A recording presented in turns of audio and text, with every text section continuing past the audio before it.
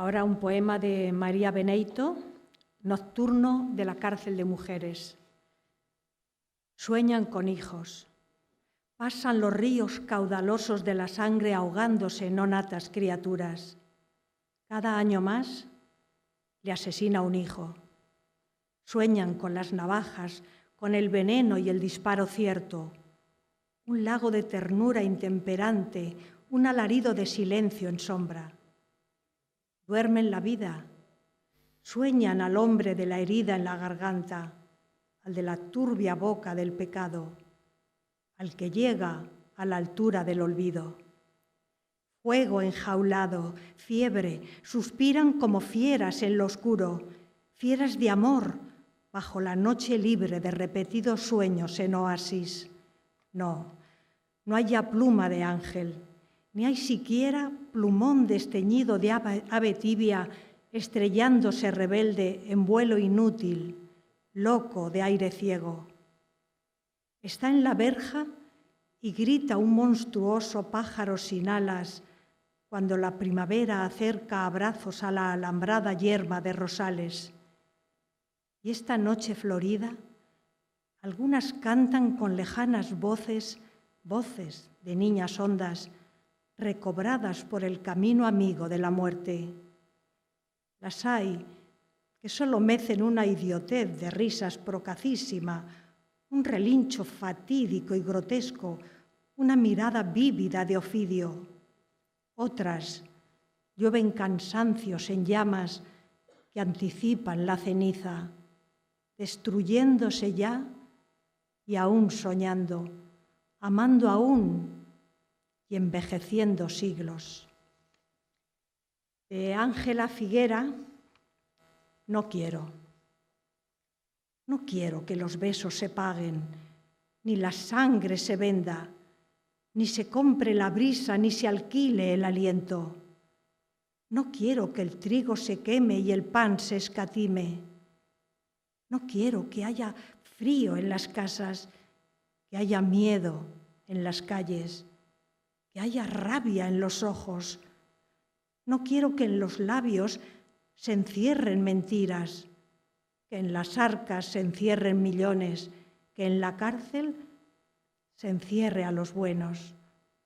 No quiero que el labriego trabaje sin agua, que el marino navegue sin brújula, que en la fábrica no haya azucenas, que en la mina no vean la aurora, que en la escuela no ría el maestro. No quiero que las madres no tengan perfumes, que las mozas no tengan amores, que los padres no tengan tabaco, que a los niños les pongan los reyes camisetas de punto y cuadernos. No quiero que la tierra se parta en porciones, que en el mar se establezcan dominios, que en el aire se agiten banderas, que en los trajes se pongan señales. No quiero que mi hijo desfile, que los hijos de madre desfilen con fusil y con muerte en el hombro, que jamás se disparen fusiles, que jamás se fabriquen fusiles. No quiero que me manden fulano y mengano, que me fisgue el vecino de enfrente, que me pongan carteles y sellos, que decreten lo que es poesía. No quiero amar en secreto, llorar en secreto, cantar en secreto. No quiero que me tapen la boca cuando digo no quiero. Gracias.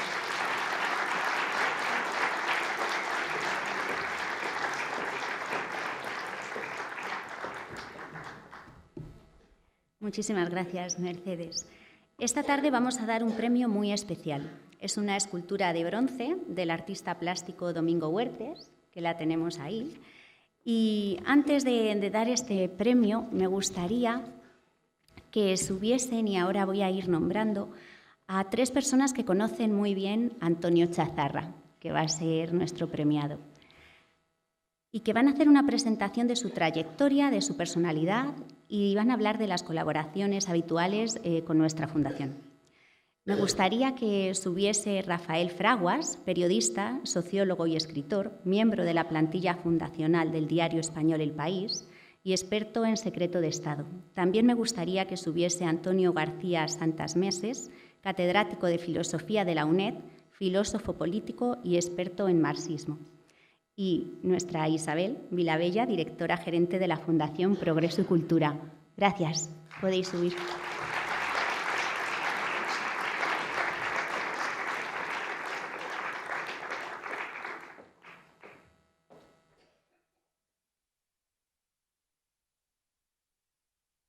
Bueno, vamos a hacerlo los tres juntos, pero como yo no tengo voz y he llegado antes, no, empieza Rafa Fraguas.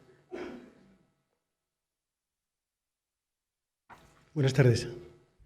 Bueno, es un placer hablar aquí para ustedes, sobre todo hablar de un amigo entrañable como es Antonio. Bueno, glosar la figura de Antonio Chazarra Montiel es para mí todo un honor y un placer, pero temo que va a resultar una tarea inacabada. Y ello porque Antonio es una verdadera factoría de cualidades, ideas y de prácticas que con certeza desactualizará y mejorará todo lo que hasta ahora pueda ser dicho de él. De las múltiples facetas de su personalidad quiero subrayar su sentido de la amistad, con el cual me distingue desde hace años mediante un regalo continuo de saberes, deferencias y consejos. Y también de encomiendas. Dado su evidente fervor productivo, Antonio te convierte inmediatamente en su cómplice y te pone a trabajar. La otra característica que quiero destacar es su personalidad política y sindical. A grandes rasgos puedo afirmar que Antonio Chazarra, receptor de una herencia familiar librepensadora, flanqueado por una mujer excepcional como Pilar, es un hombre político de los pies a la cabeza. Como tal, reúne tres de las características sustanciales que definen su cometido. Estamos ante un teórico solvente, un agitador cultural comprometido y un desenvuelto organizador. Todo un estratego y un táctico inigualable porque observa la realidad e inserta su transformación dentro de planteamientos estratégicos de largo alcance. A la teoría accede desde una formación filosófica extensísima, espoleada por una sensibilidad cultural y señaladamente literaria y dramática fuera de lo común. En su magín coexisten armoniosamente las enseñanzas de sus maestros, Epicuro, Sócrates, Platón, el Estagirita, más el legado de la ilustración kantiana y hegeliana con su cristalización marxista. Sus saberes hallaron expresión en la Asamblea de Madrid y en su docencia en la universidad, en la enseñanza media, en el Ateneo, en numerosas conferencias y debates, así como también en esta Fundación Progreso y Cultura, que hoy nos acoge y le rinde amable homenaje. Lector y escritor impenitente, profundo conocedor del teatro, su bagaje teórico clasicista, acuñado también en su querida Italia, le convierte en un formidable propulsor de la energía política propia y ajena, que por sus dotes de organizador agita y encauza de manera tan eficaz como desenvuelta. Lo que, en mi opinión, le impulsa a ser como es, creo que lo compone su capacidad para la empatía, su saber situarse en los intereses de los trabajadores, en sus dudas y sus adversidades y en atenerse a resolverlos, que es su forma de entender y aplicar el socialismo.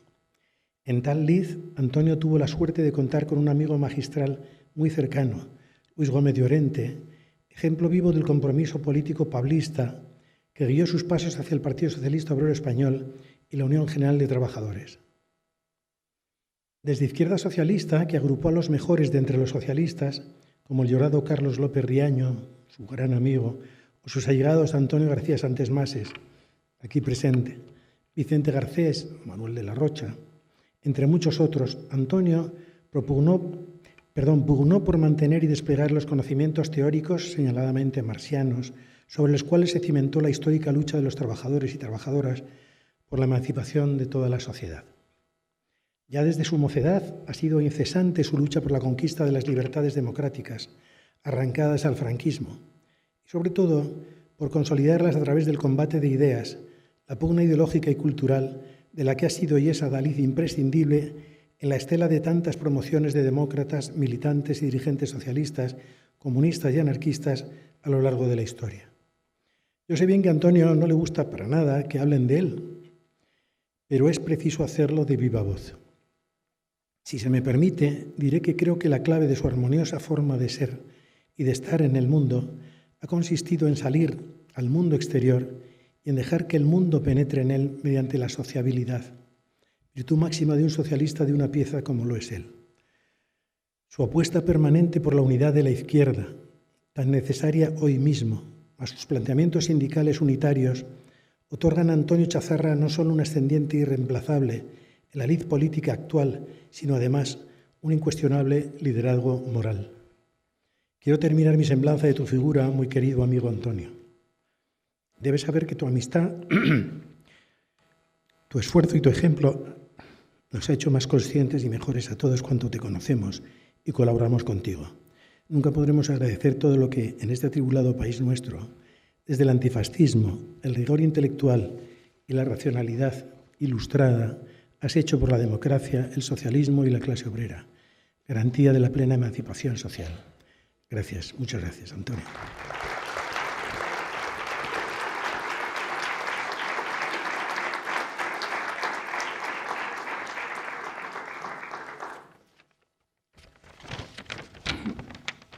Bueno, cuando me dijo Isabel que había que mantener el secreto, nos ha costado un poco, porque hemos estado en Girona el viernes pasado, hemos hecho el viaje juntos y no le podíamos decir nada a Antonio. Entonces hablábamos de otras muchas cosas, pero no de este tema. Oye, tal, sí, hay un acto, sí, pero no decíamos nada de cómo era el acto cuando me había pedido Isabel que colaborara. Efectivamente, me tengo que agradecerle a Rafael Fraguas. Claro, que dices tú que éramos los mejores. No lo pensaba así la mayoría, nunca pensó que fuéramos los mejores. Si fuera numéricamente éramos muy pocos. Y entre esa minoría de esos pocos siempre recuerdo a Antonio Chazarra. Se ha hecho aquí la mención a la calle Maldonado, a los actos de la calle Maldonado. Cuando hicimos hace 1 año y medio el homenaje a Carlos López Riaño, quisimos hacerlo en la calle Maldonado, ya era uno de los últimos actos que se hizo, casi el último. Claro, porque había sido el recuerdo de toda esa cantidad de asambleas, cuando todavía se fumaba lleno de humo, un humo tremendo había, se entraba allí, y donde se discutían todas aquellas cosas que dieron sentido, de alguna forma, a nuestra biografía política. Porque, de alguna forma, todo esto que se ha planteado aquí, Marina lo ha planteado muy bien al principio, el problema de la memoria, el problema del conocimiento, pues esa es la batalla que vivimos. Había una batalla en aquel momento, se acordará Timoteo, que le veo aquí, que lo decía allí desde la agrupación de Chamberí, donde compartíamos tantas batallas. Era una batalla sobre el lugar que debía ocupar la memoria, la ideología, en un proyecto socialista. Claro, pues, gente que le parece una cosa como inimaginable, ¿no? Que la batalla tuviera esa intensidad. Yo muchas veces tengo alumnos que vienen a la facultad, al despacho, que quieren hacer una tesis doctoral, un trabajo fin de máster, un trabajo fin de grado. Oiga, pero ¿me puede decir cómo es que hubo aquel lío? Porque si ustedes ya habían aprobado, pregunta muy de las nuevas generaciones, han aprobado la Constitución del 78, de una forma había triunfado la ruptura, había fracasado la ruptura frente a la reforma, ya se había sancionado, en fin, una Constitución donde había una monarquía parlamentaria, un Estado de las autonomías, economía de mercado, un Estado social. ¿Por qué se produjo con aquella intensidad aquel debate sobre el socialismo y el marxismo que provocó la dimisión de Felipe González? ¿Qué es lo que ocurrió? Y claro, pues no basta solo con dar libros, mira, léete este libro, lee el otro, aquí está explicado, hay que transmitir, es un problema de la transmisión generacional. Y claro, recuerdo mucho aquello porque se ha dicho aquí 2 personas decisivas en todo aquello, que era la personalidad de Luis Gómez Llorente y la gran capacidad política, el gran liderazgo que tenía Carlos López Riaño. Pues había efectivamente los hermanos Garcés en Valencia, estaba después gente en otros lugares, evidentemente Manolo de la Rocha y otros, pero había ese debate de qué estaba ocurriendo, qué estaba pasando, qué debía hacer un partido socialista. Y había como dos estrategias, ¿no? Y le dábamos vueltas y vueltas. Quizá los más viejos podéis recordar el lugar, los más jóvenes es difícil. Se había producido la aprobación de la Constitución, se convocaron elecciones para el año 79.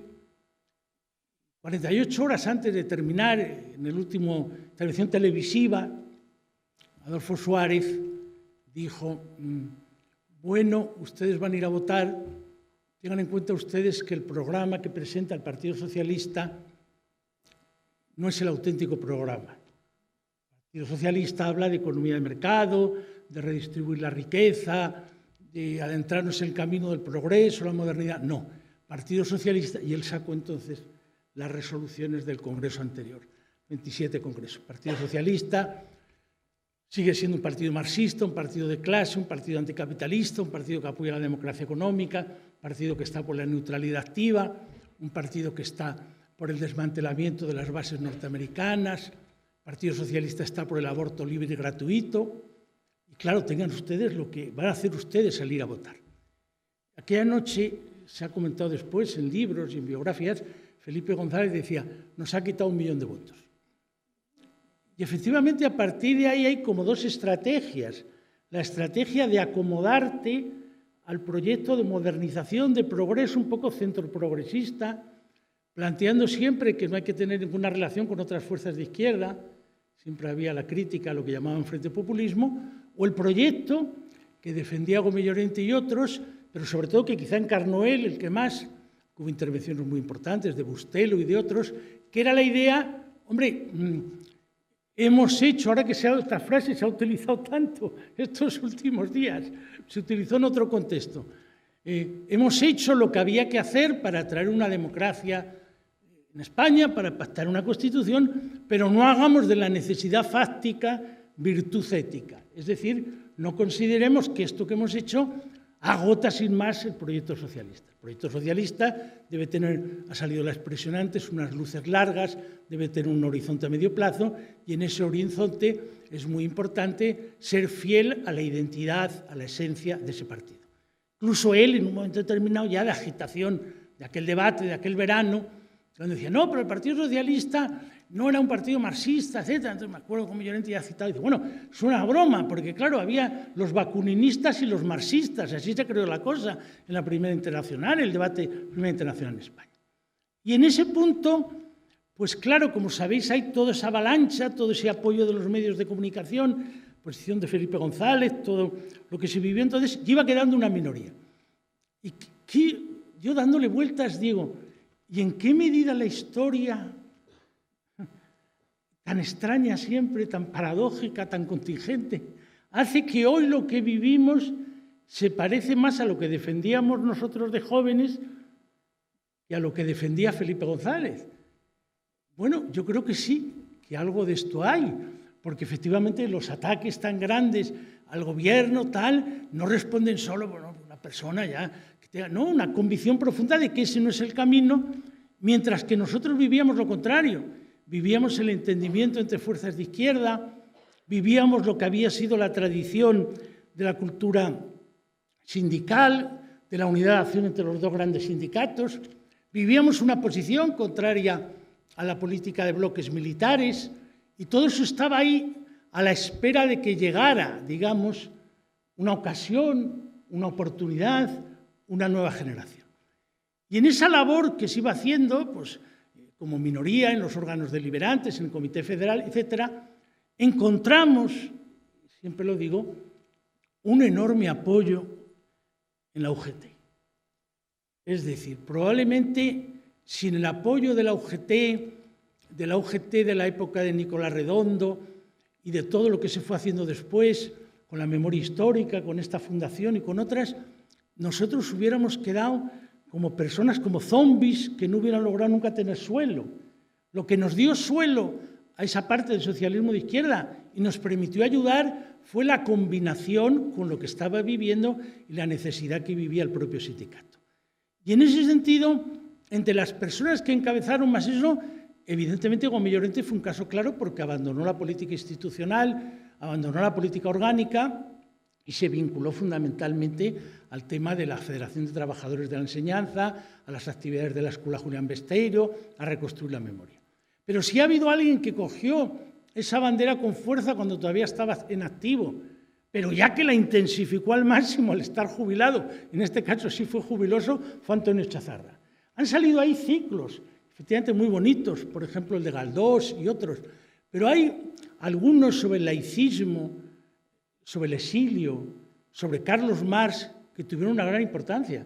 Como decía muy bien Rafael, era Antonio el que nos incentivaba, nos animaba, además te lo decía con mucho tiempo. Mira, me tienes que dar ya la fecha porque es para... Y digo, hombre, ya veremos. No, dime ya porque estamos preparando el programa. Bueno, entonces te voy a poner, vas a hablar de Azaña, no, pero vas a hablar de Ortega y Azaña, no, pero esta vez va a tocar que hables de Unamuno. ¿Te parece bien, Galdós? Digo, ya me pilla un poco lejos, Antonio, esa fue la única vez que le dije que no. Pero bueno, los otros sí, pero ¿cómo podemos hacer? Y sobre todo, dos libros muy importantes en esta batalla, que ha sido el libro sobre Laro Caballero y el libro sobre la memoria histórica. Es decir, el libro de Laro Caballero fue muy importante en ese momento, cuando sale el libro. Siempre tengo como uno de los momentos más entrañables de mi vida, que en plena COVID hablé con Nicolás Redondo y le dije, oye, pero tú tienes el libro. No me ha llegado. Dice, no te preocupes, pero no puedes subirlo. No, lo dejo en casa abajo. Abajo dejo el libro, te llevo el libro. Enseguida, como me llamó, esto está muy bien, es muy interesante, porque claro, socialista como él, que había traído los restos de Laro Caballero, ver que ahora se quitaban las placas de la calle, una cosa tremenda. Después, a la vez, los ataques a Prieto, que él como socialista vasco lo había vivido y le había dado una enorme importancia por la experiencia del exilio. Entonces, todo ese punto fue enormemente decisivo. Fue muy decisivo también completar eso con el tema del libro de la memoria. Porque efectivamente, yo ahí os recomiendo para terminar el trabajo de Antonio. Hay dos, uno sobre la revista, pero una revista en plena guerra, la revista de Alberti, la revista que colaboran otros, pero sobre todo el de la memoria compartida, porque refleja muy bien su pensamiento y su espíritu, es decir, el pensamiento de alguien vinculado a la cultura de la tolerancia, al libre pensamiento, a lo que fue en España la importancia que tuvo el laicismo, la masonería, el republicanismo, el socialismo humanista, y a la vez cómo esa frase que ha dicho muchas veces cuando hemos presentado el libro en estas últimas ocasiones, aquí arriba, cuando lo presentamos el otro día en Girona y en otros lugares, en el Ateneo de Madrid, no renunciar a que es posible esa memoria compartida. Para eso es muy importante atraer a los valores que se han dado auténticamente al republicanismo y que también Antonio y yo hemos compartido en lo que era la experiencia del antifranquismo al haber hecho la carrera de filosofía en dos universidades distintas. Termino con esto. Al hacer la Secretaría de la Memoria el otro día un acto muy bonito de homenaje a las víctimas del franquismo y a las víctimas de la dictadura, ha recordado a Castelao, ha recordado lo que significaba Espriu, lo que significaba un nieto del alcalde republicano de Madrid, de Pedro Rico, hay otros que aparecen allí. Aparece, por ejemplo, pues, una sobrina de Alberti, María Teresa León, pero aparece también, que es muy importante, por lo menos para los que hicimos de filosofía, conectado con lo que fue el resurgir del movimiento obrero, y aparecen dirigentes de comisiones, José Luis Aranguren. Y efectivamente, quiero terminar diciendo que es Antonio el que, entre otras cosas, organizó ciclos donde se pudo rendir homenaje a la figura de Aranguren y a lo que había significado Aranguren, el antifranquismo, en el Ateneo también, a Carlos París. Por tanto, hablar de Antonio Chazarra es como hablar en parte de la vida de uno, hablar en parte de gente que han hecho carreras parecidas, que han tenido experiencias políticas parecidas, que han vivido esas tertulias, que por más que pase la edad uno nunca pierde, que teníamos en el restaurante Encinas con Carlos López Riaño. Me preguntaba el otro día y me quedé impresionado, el hijo de Carlos López Riaño que está aquí, ¿tú crees que todo esto que ha pasado, todo esto que ha ocurrido, cómo lo hubiera vivido aquella generación de mi padre, cuando efectivamente ha resurgido con esta intensidad, con esta fuerza, la ultraderecha, que durante muchos años se dijo, una de las características de España es que no hay ultraderecha? También había algunos que decían la semana pasada, es imposible que Milei gane en Argentina. Y mira lo que ha ocurrido. Pues, entonces, en esa perspectiva, sí que efectivamente siempre he echado de menos esa tertulia que hubiéramos tenido los tres comentando lo que ha ocurrido en Argentina, cómo se ha llegado al gobierno. No la podemos tener, pero por lo menos tenemos el recuerdo entrañable y el homenaje a Antonio Chazarra. Muchas gracias.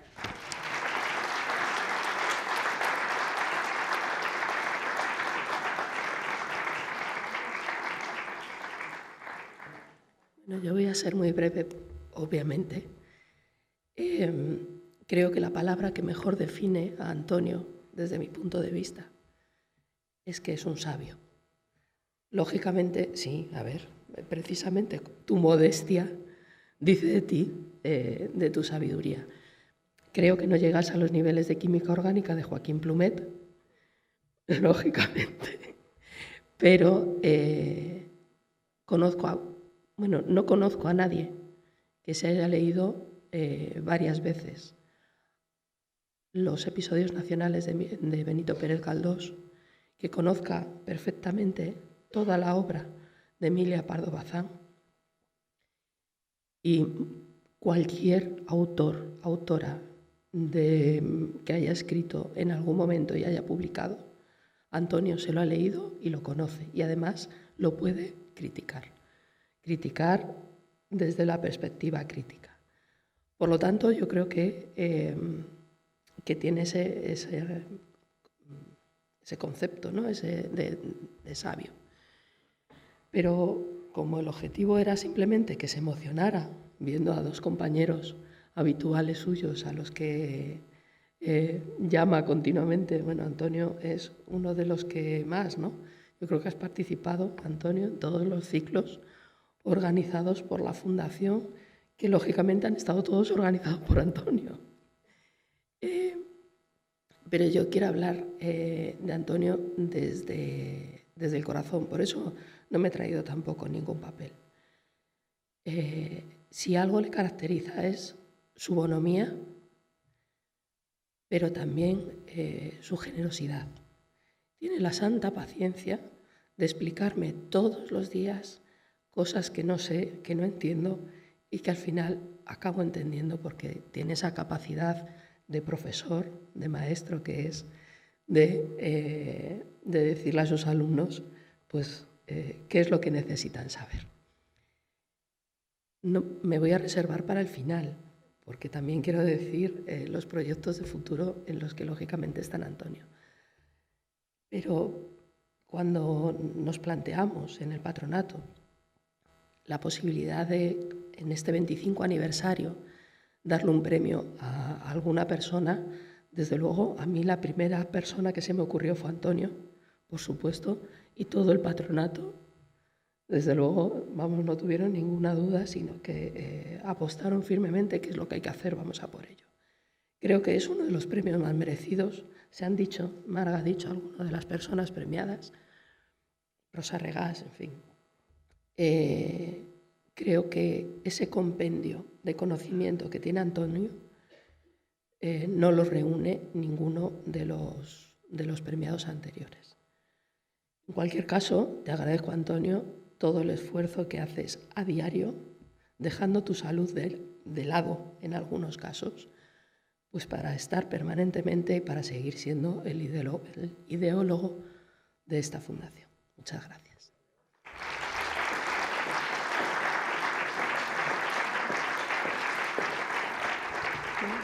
Qué momento más único, más bonito y qué palabras tan lindas, ¿no? Para reconocer todo el trabajo que hace Antonio. Y ahora sí que voy a pedir a Marina, por favor, que suba, que va a hacer entrega del premio. Si subís por la rampa casi mejor, ¿vale?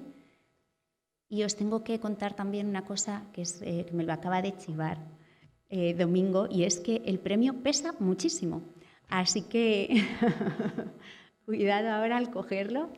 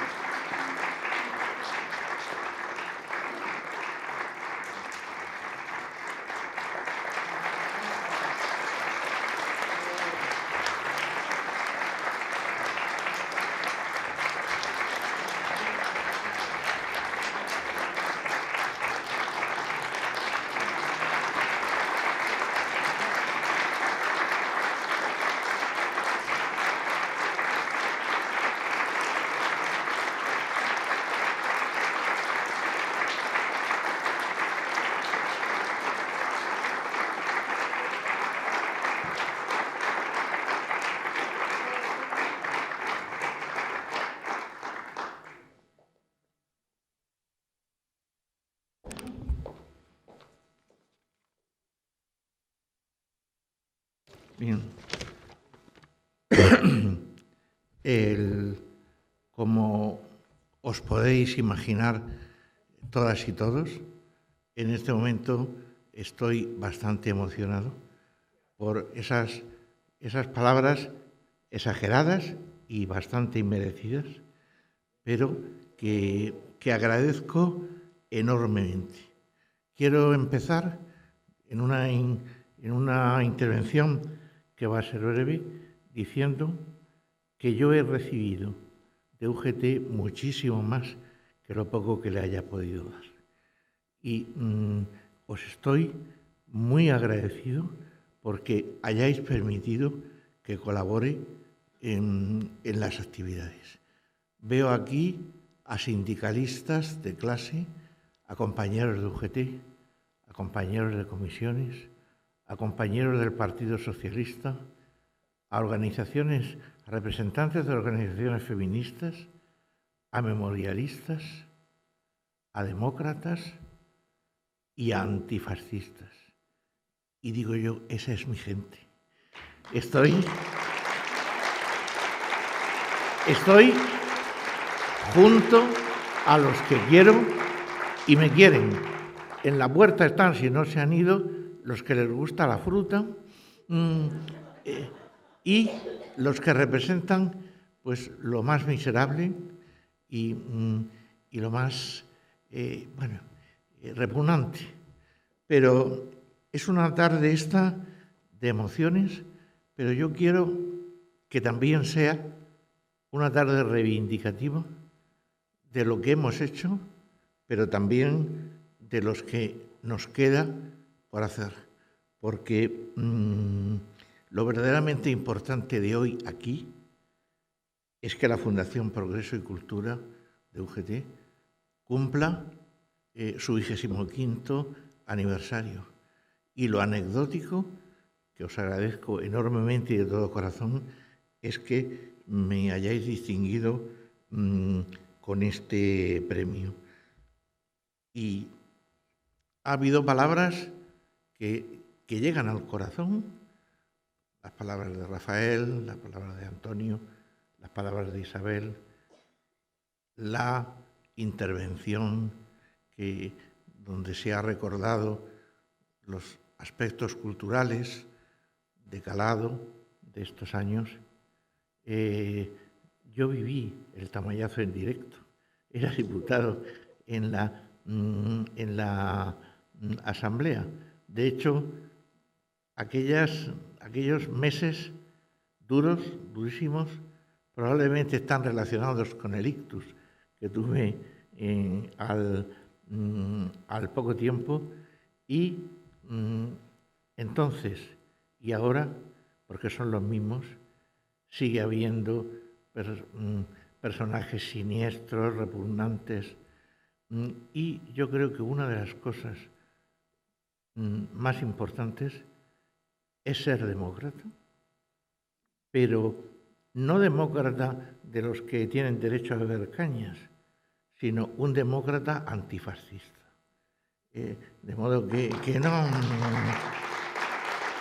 no tomar cañas, sino antifascista. Y bueno, os quería comentar que, como dijo Bertolt Brecht, son estos malos tiempos para la lírica. Con Donald Trump, que no acaba de irse, con Bolsonaro, que también amenaza con volver, o con Milei, que tiene lo peor de los dos anteriores. Y lo que hacen es poner en circulación relatos tóxicos, relatos manipuladores, y decir que los populismos reaccionarios, encuentran en las dinámicas culturales una ocasión para extenderse y una ocasión para crecer. Y tenemos que responder con las armas que ha respondido la cultura siempre, pero la cultura del movimiento obrero, la cultura del liberalismo de las Cortes de Cádiz, los valores republicanos de de la Segunda República. Y tenemos que aceptar, tenemos que combatir y salirles al encuentro con determinación. Y quiero decir que la memoria democrática, como se ha comentado aquí, es cultura. No, que defender los derechos de los inmigrantes y de los vulnerables es cultura.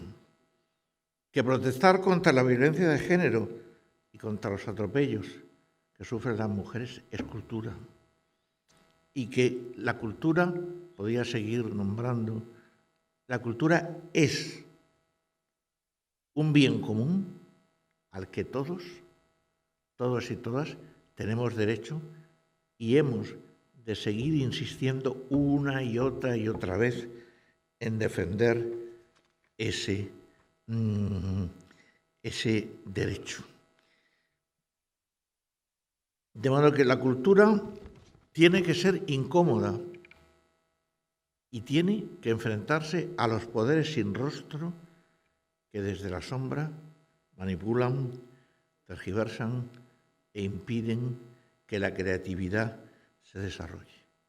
Independientemente de los tipejos que hay a la puerta y que probablemente ya hayan abandonado la puerta de UGT para irse a Ferraz, que últimamente parece que es su lugar preferido, pues hay que señalar que los gobiernos municipales y autonómicos del PP y de Vox nos dan todos los días ocasión de pensar sobre qué entienden por cultura.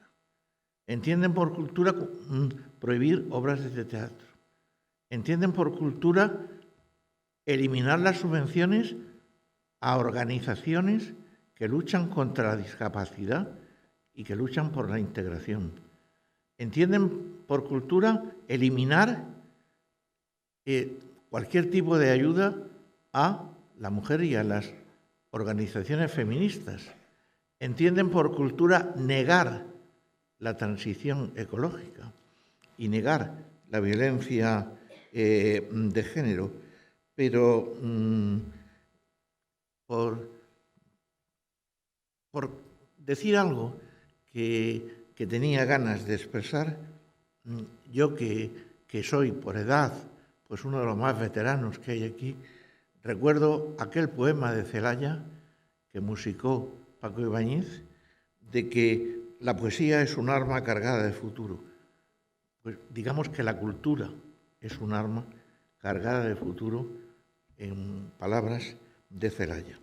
Y permitidme que recuerde brevemente a un músico, al guitarrista Willy Gracie.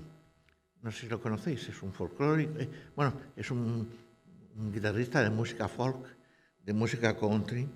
Bueno, es muy interesante, pero en una de sus guitarras tiene una inscripción grabada que es la misma hace 20 años, y esa inscripción dice: esta máquina mata fascistas. Eso es lo que lleva grabado en la guitarra. En su canción d'Irland, Irland, esta tierra es tu tierra. ¿Y para qué ha servido? Porque para eso sirve también la cultura. ¿Para qué ha servido esta canción? Para generar activistas, para levantar el ánimo y para que surjan y que se rebelen y que demuestren su rebeldía. De modo que voy a terminar diciendo que la cultura es fundamental para acceder al pensamiento crítico y nos anima a emprender acciones transformadoras. Y la cultura es algo que compete a todos, En la cultura tienen que estar los científicos, los políticos, los sindicalistas, los filósofos, las organizaciones memorialistas, las organizaciones ecologistas, porque entre todos hay que levantar las acciones culturales. Y, por último, quería decir que la cultura invita a abandonar el conformismo, a posicionarse y a luchar contra las desigualdades y contra todo tipo de discriminación. Y estos días quiero terminar diciendo que gritar no a la guerra es cultura, pero que denunciar el terrorismo es cultura. Pero cuando se denuncia el terrorismo hay que insistir sobre todo en el terrorismo de Estado. Mi corazón y mi ánimo está con el pueblo palestino, con los gazatíes, que están encerrados en una franja que es un campo de exterminio al aire libre. Los bombardeos también alcanzan a los hospitales y mueren niños, ancianos y inocentes. Creo, las cifras son enormemente difíciles de cuantificar, pero las organizaciones las cifras que da alguna organización son creíbles, de que ya alcanzan las 14.000 víctimas de los bombardeos.